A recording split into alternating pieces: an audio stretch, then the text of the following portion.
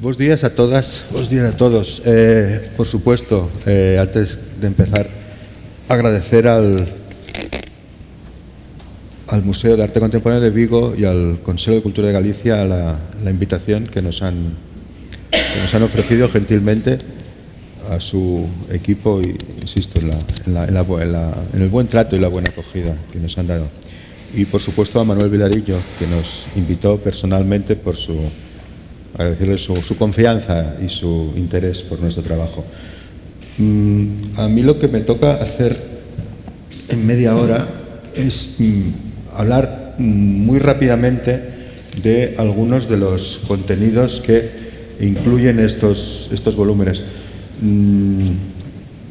Obviamente el tema, antes lo comentábamos con Rosendo, que es un tema del cual podríamos dar un seminario, ¿no? Largo, pero bueno, hoy tenemos solo media hora, haremos una especie de tapa, ¿no? Para que, a ver si podemos interesar a alguno de ustedes y, bueno, intente entrar dentro.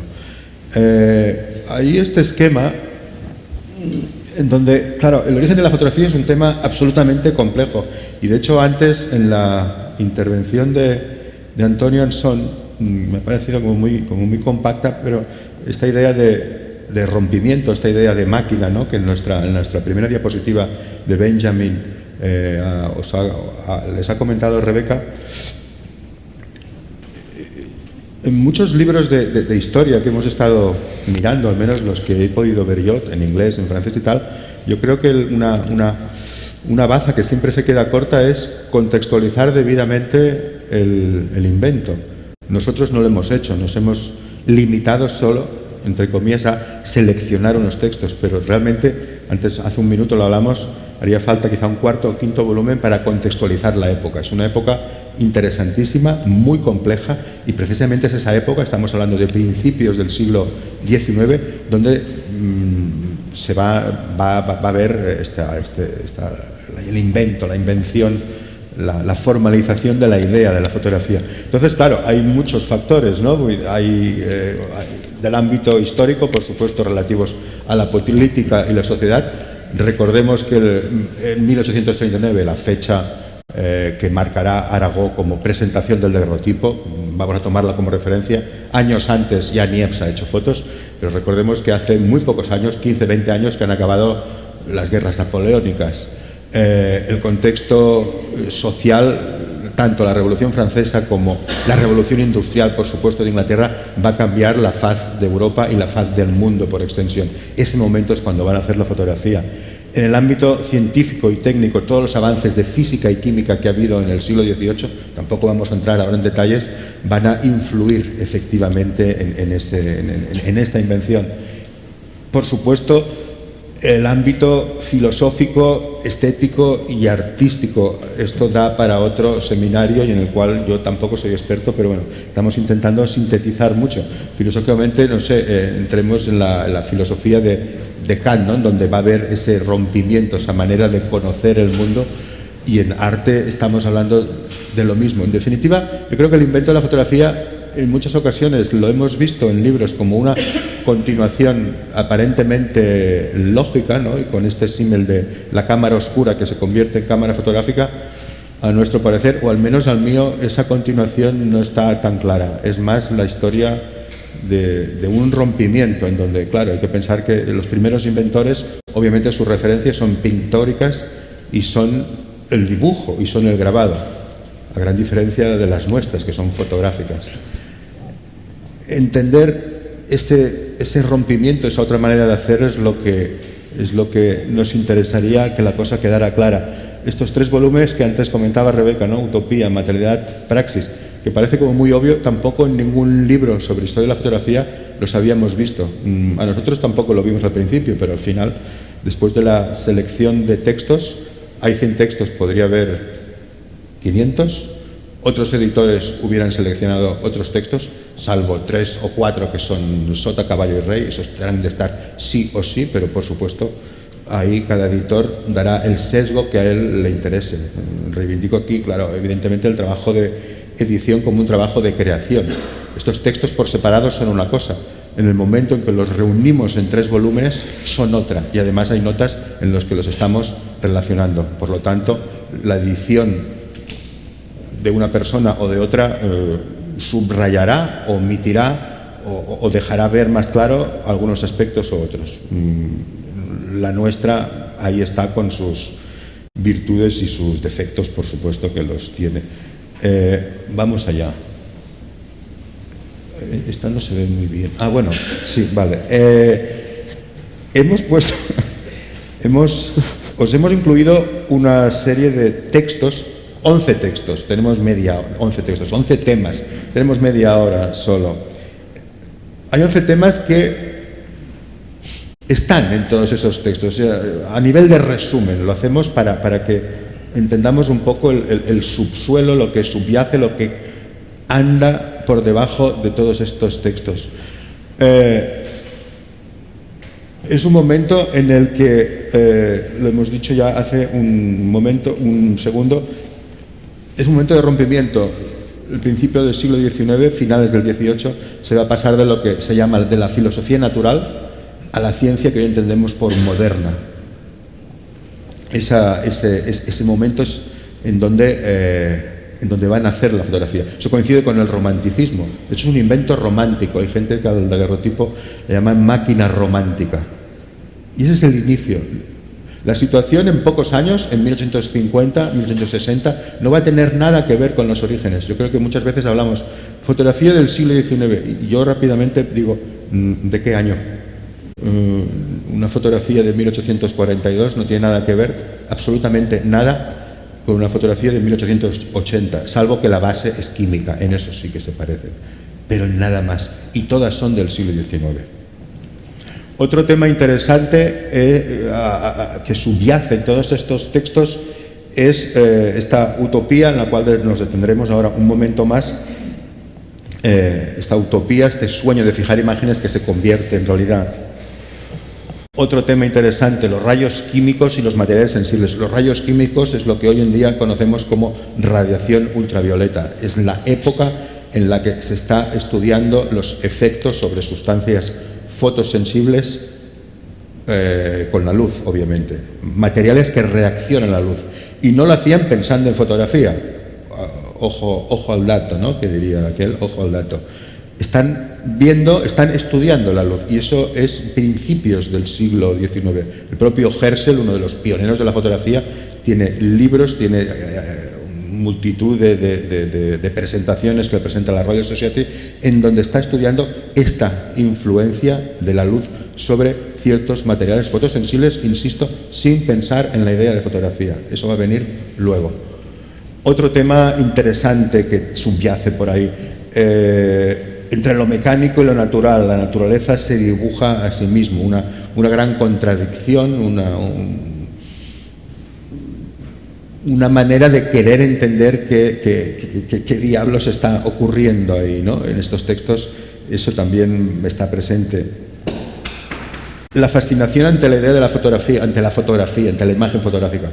Para nosotros es imposible imaginarnos, mínimamente creo yo, la sensación de alguien que jamás ha visto una fotografía y la ve delante. Nosotros hemos visto fotografías toda la vida. Ellos no. Y eso va de un día a otro. O sea, así de sencillo.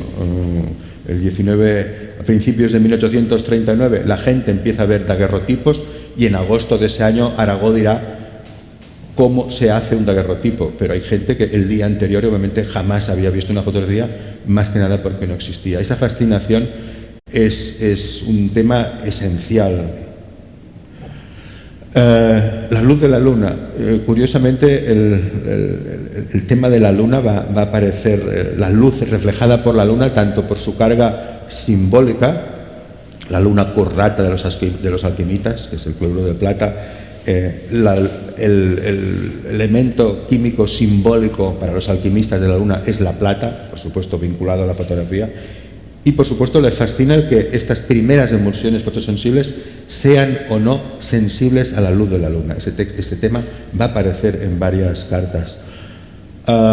Dos procedimientos, dos naciones, lo que he dicho antes, ¿no? Veamos el contexto político, la rivalidad entre Francia y Inglaterra está patente. No están en guerra, pero esa rivalidad sigue y en esos textos se va a ver, por supuesto. El invento aparecerá en Francia, lo van a publicar los periódicos. Hay un señor, Monsieur Daguerre, que ha conseguido fijar las máquinas de la cámara oscura y en el mismo momento Talbot desde Inglaterra le llega el periódico y dice: ¿qué es esto? Dice: yo llevo 5 años haciendo esto, pero no lo he comunicado a la Royal Society. Horror. La prioridad del invento es de los franceses. Y ahí empieza una lucha muy interesante. De la gloria por la prioridad al lucro por la patente. Bueno, es esto. Son dos emociones que se entremezclan, no sabemos bien dónde puede acabar una y dónde puede acabar otra, pero sí que hay muchos textos que nos están hablando de esta pugna, ¿no? Y en el caso de Talbot y Daguerre es muy, muy evidente. La fotografía y el arte, por supuesto, las contradicciones que va a abrir, que va a irrumpir como un toro en la arena. La creación de imágenes mecánicas, son imágenes hechas por una máquina, y ahí, bueno, esa confrontación va a durar años, muchísimos, quizá más adelante, y aquí no llegamos porque nos quedamos en 1845, pero bueno, el famoso texto de Baudelaire, ¿no? de la crítica al Salón de 1859, en donde lanza su famosa diatriba contra la fotografía. Precisamente le echan cara ese automatismo, esa falta de interpretación que antes Antonio Ansón aludía a las imágenes. El simbolismo de las imágenes va a desaparecer, es una reproducción puramente mecánica. Este tema aparece también en todos estos textos. Por supuesto, la sátira y la desconfianza ante la fotografía, y textos espectaculares, realmente son muy cómicos, criticando precisamente eso de entrada, ese automatismo en donde el fotógrafo es un vago que se tumba al sol mientras el sol trabaja para él y él está ahí tomando el fresco. Hay un dibujo que hemos incluido, que esa es la ilustración, esta es la consideración inicial en esta parte más crítica del arte. Y otro tema, y insisto, podrían ser más, el tema que es donde concluimos nosotros en lo que hoy llamaríamos fotolibros. Por supuesto, en aquel momento no lo llaman fotolibros. Y concluimos con 3 ejemplos, ¿no? Las excursiones daguerrianas, en donde no aparecen fotos, son grabados a partir de daguerrotipos. El daguerrotipo no podía imprimirse por sí solo, y aparte que técnicamente entonces tampoco hay medios para reproducir imágenes fotográficas.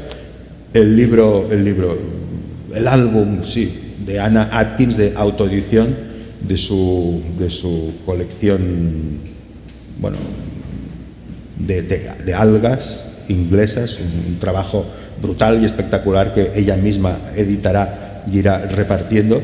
Y el tercero sería el famoso lápiz de la naturaleza, en donde va a incluir Talbot fotos, por supuesto, pegadas con pegamento y con cola, no se podían imprimir, no había procedimientos técnicos para hacerlo, acompañadas de textos, lo que antes Antonio Ansón nos estaba hablando. Un libro interesantísimo que también da para una conferencia entera hablar solo de este libro. Intentaré hablar con el tiempo que me queda de 15 minutos sobre estos temitas que tenemos en azul. Y de los otros, pues bueno, pues nos invitarán otra vez en el museo y seguiremos hablando de ellos. La utopía por fijar imágenes luminosas. Ahí hemos incluido, y de hecho el libro lo comenzamos, bueno, no con estos textos. Son textos muy anteriores a la fotografía, del siglo XVII, XVIII. Son textos en donde, leyéndolos ahora, nos remiten a la idea de fotografía. Pero insisto, hay que pensar en que esa gente no pensaba en fotografía. Entonces toman esa idea como una idea utópica. Por ejemplo, la de François de Salignac-la-Motte Fenelon, el señor Fenelon, François Fenelon para los amigos. Es un señor que es arzobispo, teólogo, poeta, escritor, y escribe una serie de obras de carácter pedagógico, porque él es, entre otras cosas, él es el educador del pequeño duque de Borgoña, es el nieto de Luis XIV, donde hay una historia que se llama El viaje supuesto, donde narra unos señores que llegan a una isla en donde la vida ahí es muy fácil, los ríos son licores, la comida es abundante, nadie trabaja, la gente cuando está enferma o se hace mayor se va a una cueva, están unos días y salen jóvenes, y entre otras cosas, entre otras lindezas, lo que dice aquí, no había un solo pintor en todo el país, pero cuando se quería tener el retrato de un amigo, un hermoso paisaje, se ponía agua en grandes cuencos de oro o de plata y pronto la imagen se congelaba y ahí tenemos, bueno, una idea utópica de un cuento pedagógico, ficticio.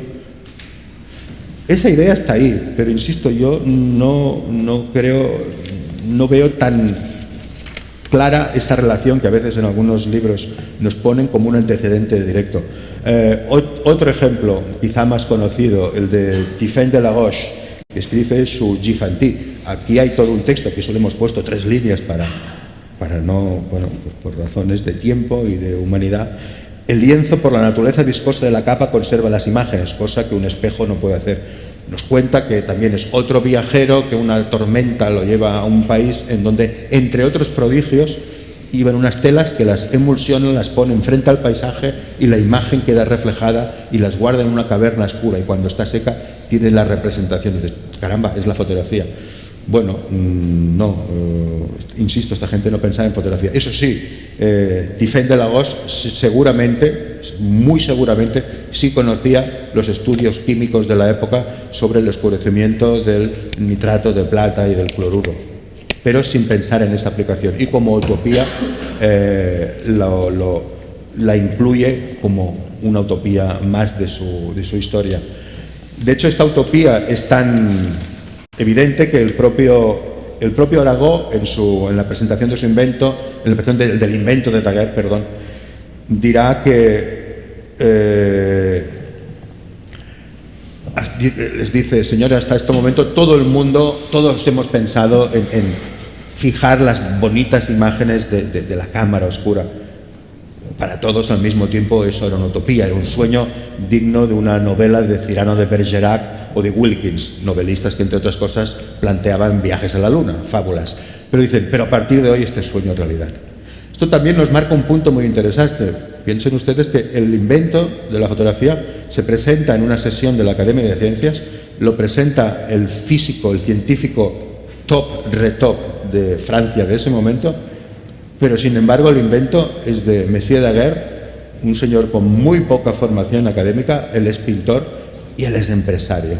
Y los otros inventores de la fotografía, Niepce y Talbot, tampoco son científicos. Quizá el más científico sería Talbot, pero al hacer sus pruebas durante 4 años tampoco va a tener la intención de ir y presentarlas a la Royal Society. Lo ve como, bueno, un experimento que queda ahí. Ese es otro tema que dejo ahí y abrimos. Otro tema que aparece por ahí, entre lo mecánico y lo natural. La naturaleza se dibuja a sí mismo. El daguerrotipo, dice el señor Daguerre en un panfleto que edita en 1838, no es un instrumento que sirve para dibujar la naturaleza, sino un procedimiento químico y físico que le otorga a esta la capacidad de reproducirse a sí misma. Es interesante en estos textos cómo se entienden en ese momento como el concepto de la relación que hay entre el hombre y la naturaleza, el desvelamiento de la naturaleza. Hay una actitud prometeica, ¿no?, en donde los críticos de arte, Gilles Janin entre ellos, darán un carácter de Prometeo al inventor que consigue doblegar a la naturaleza o al sol y entregarle esa luz a los hombres, ¿no?, de los cuales harán su uso. Esa línea de pensamiento aparece en varios textos. Aquí tienen el de Gilles Janin, el inventor llegó a resultados extraordinarios, llevó al sol cual obediente y voluntario esclavo de aquí para allá a todos los puntos en los que precisaba de su vigoroso o débil rayo. Un ejemplo más que hemos incluido es el de un autor desconocido que aparece en la revista de Corsair inglesa, una revista sobre literatura y arte, y volvemos a esa misma idea, ¿no? Descubierto la única cosa nueva bajo el sol. Merced a la patente del sol, toda la naturaleza, animada e inanimada, será en adelante su propio pintor, grabador, impresor y editor. Otra de las ideas que subyacen y aparecen en todos estos textos, la fascinación ante la fotografía.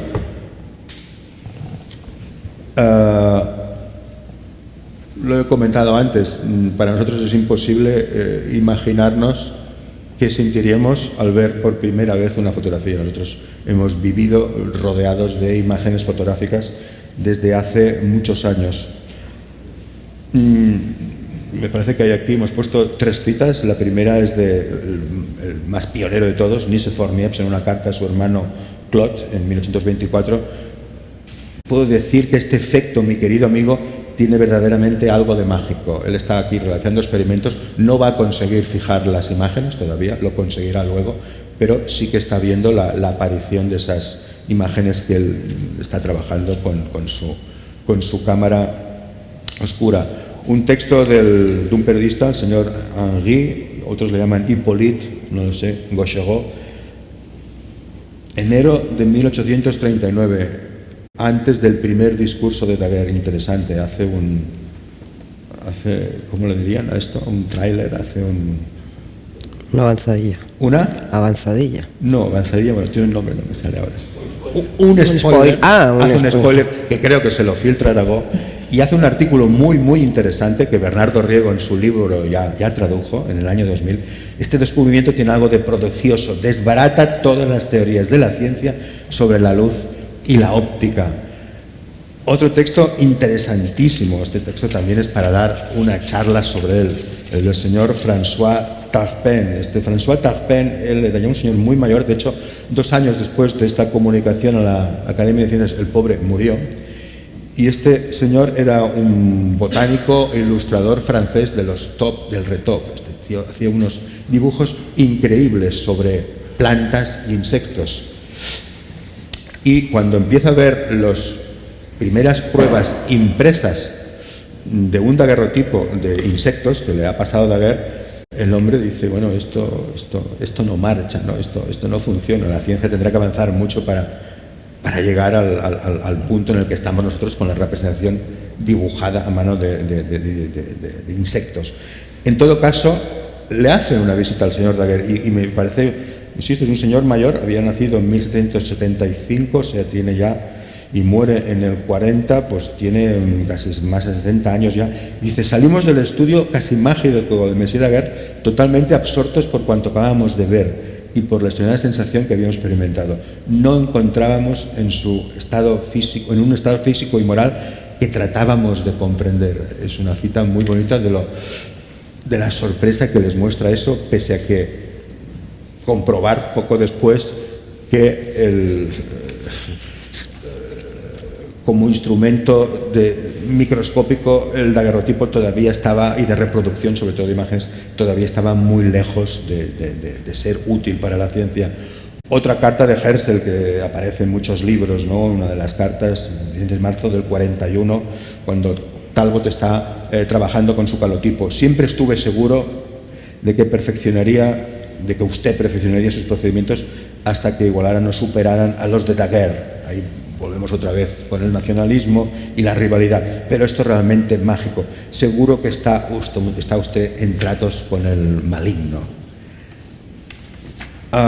Y un último ejemplo, otra carta de Talbot, y yo creo que esta nos gustó mucho ponerla porque yo creo que todos cuantos los de aquí hayan trabajado en el laboratorio, la primera experiencia en ver cómo pones esa hoja blanca en el revelador y aparece la imagen, a algunos nos giró el cerebro y todavía estamos con eso. Por aquí veo yo más que uno que dice que si Bien, entonces entenderán perfectamente la carta de Talbot de 1841. Él también se quedó prendado de esa imagen, ¿no?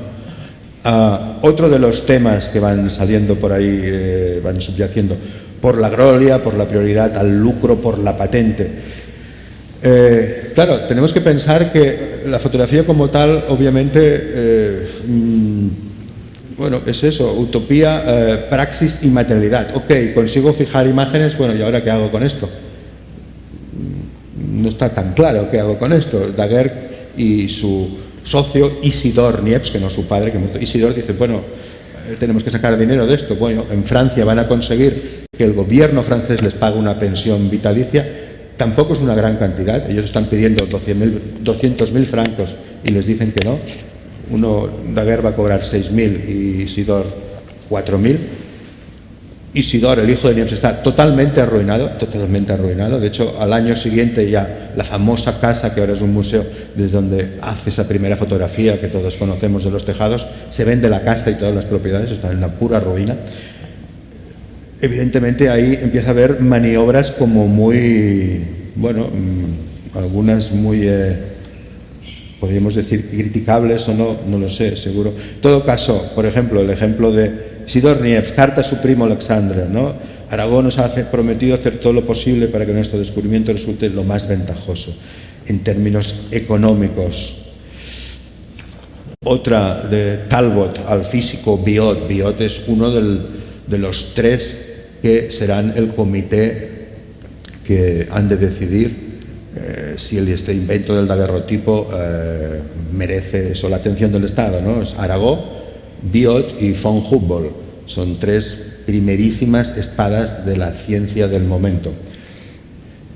Lo que les he contado antes, esa carta es cuando Talbot en Inglaterra, sentado ahí en su casa en Laycock Abbey, ve que un francés ha conseguido fijar las imágenes. Su reacción es escribir 3 cartas, una a Biot, una a Arago y otra a Talbot y otra a von Humboldt, diciéndoles: señores, en breve presentaré una reclamación formal de prioridad sobre los 2 aspectos fundamentales del invento de Daguerre: fijar imágenes y hacerlas permanentes. Claro, Arago ve aquello y dice: bueno, hombre, bueno, así que ahora nos viene este señor inglés.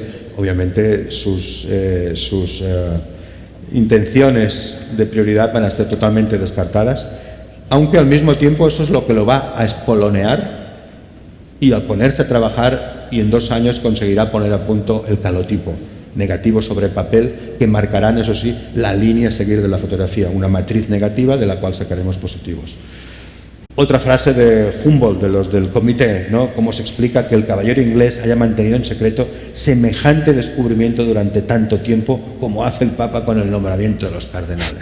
Nadie entiende, ni la madre de Talbot, por qué diablos, hijo mío, y ya tiene 39 años, no has publicitado esto antes.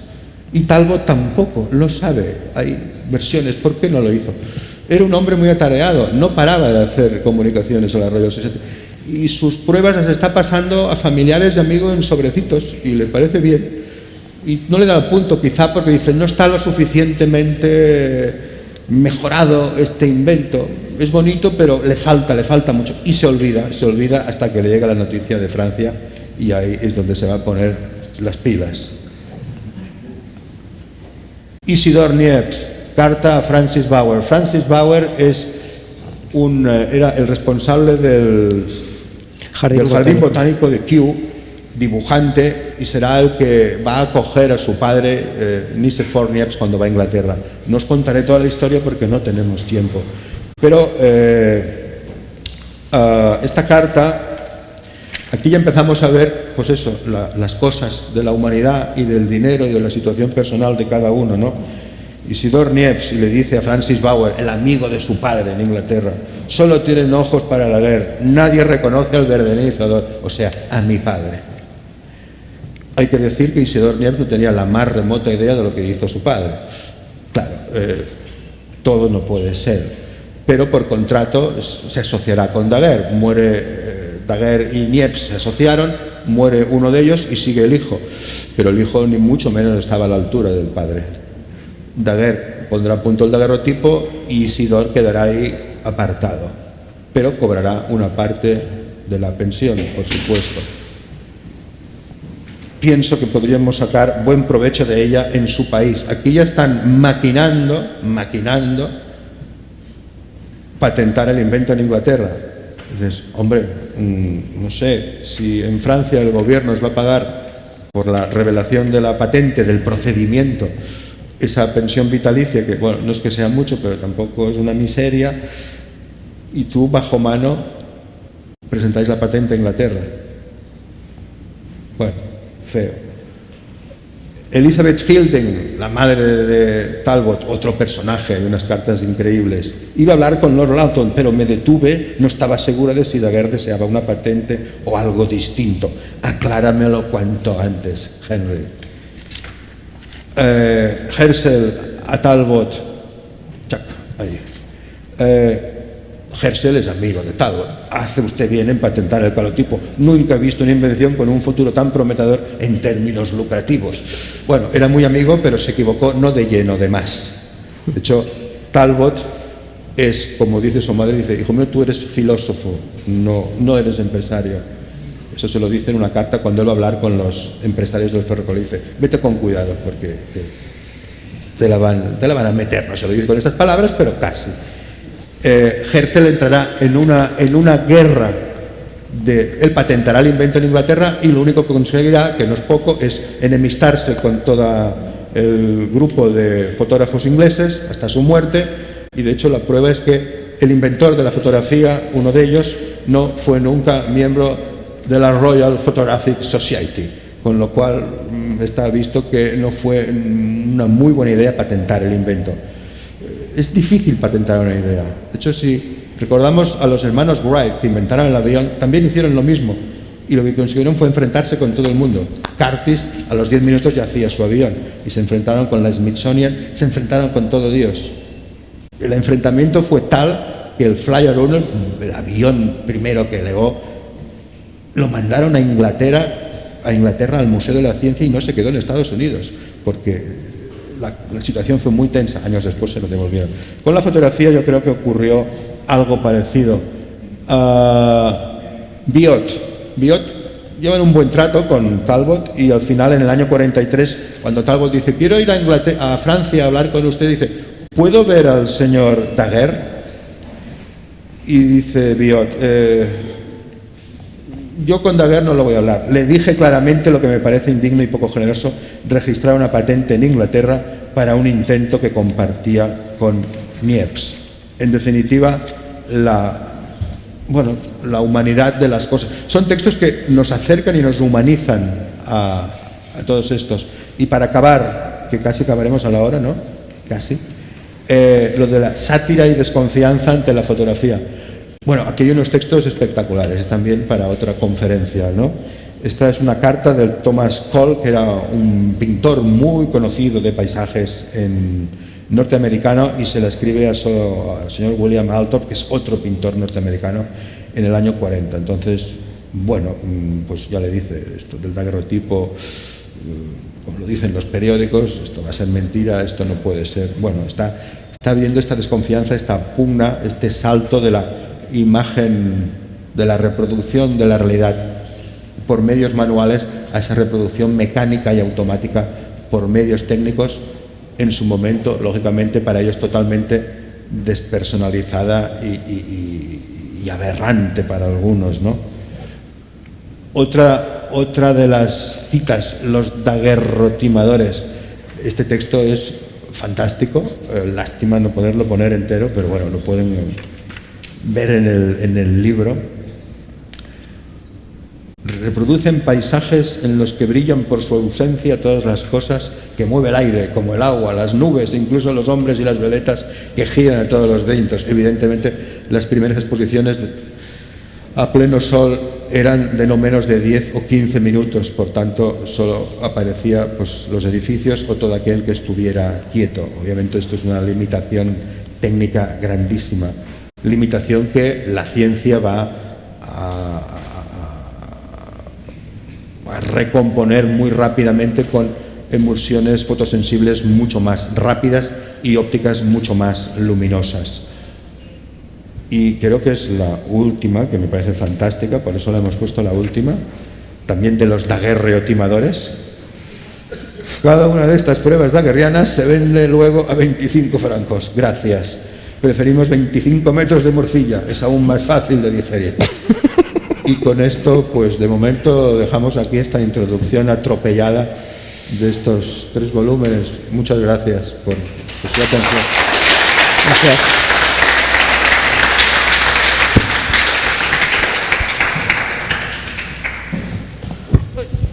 Me voy a sentar aquí. Bueno, estamos prácticamente encima de la hora, a no ser que alguien tenga una pregunta urgente sobre tamaña cantidad, que hay que dar la enhorabuena por esta antología, que como toda antología es...